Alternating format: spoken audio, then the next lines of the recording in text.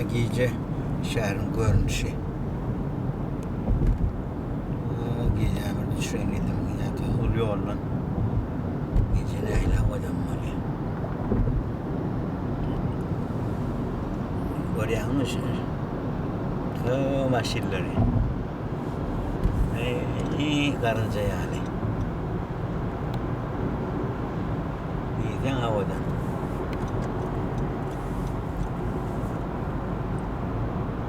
Şöyle düştük. Şu yol gece güneşini yani aygatını yani aygatını.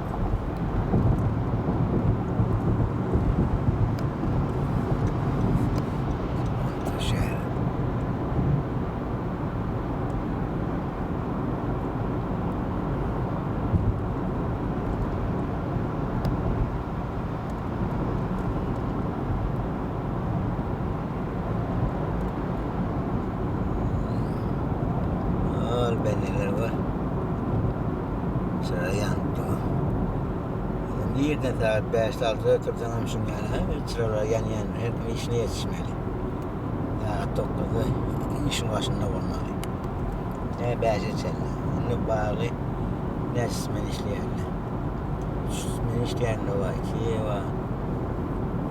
Çizmen işleyenler var. O ön ucaylarda belirlikte yaşandı. Şuraya infer yaptım. Yüzden turumda 5-6'da sıra yan başlayattım. Yolun orada bir saat yarım vaktim alıyor. İş arayacağım. Kayıtışıyorum son yani. Bekle adam işleyen. Adamı götürüyor, geliyor. Yani daha bizim yeter. Yine şu iştir. Şeydi 6. bazı ona yeterli. 6. oynamazam. Yumalı ilişkileri, öğretmen işleri yeterli de bazı ona bir haftalık haritler yeterli. Adamlar maşın yanıp koptur. İşe gitmeli, işten gelmeli. Böyle de Türkmenistan'a o yurtlardan birlik. Sayın var.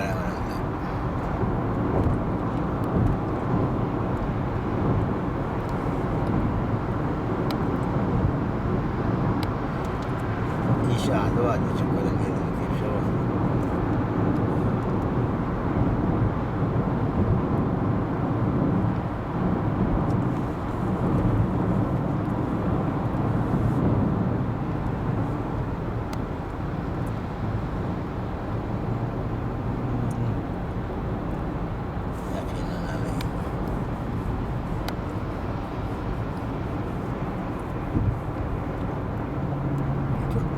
Atavadamda aynı ortada. Benim vatayım burada. Zaten yine şu an iyi de tarih ben şanslıdır. Bir de akşam saat 8 vakit.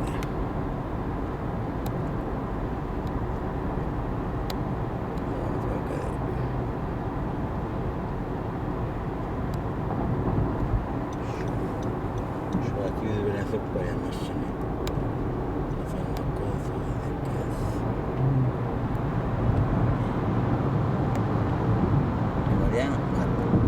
Ya çapşı yani. Evet.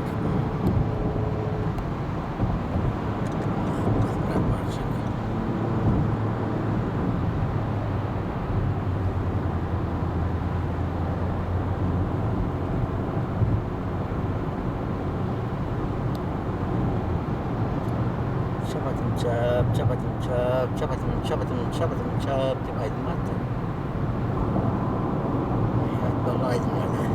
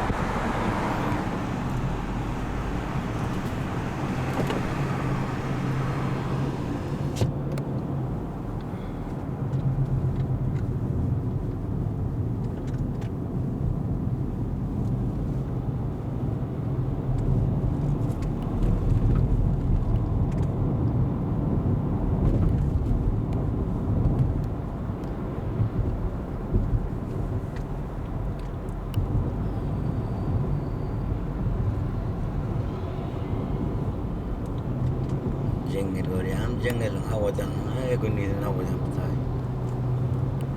Yani karanlık.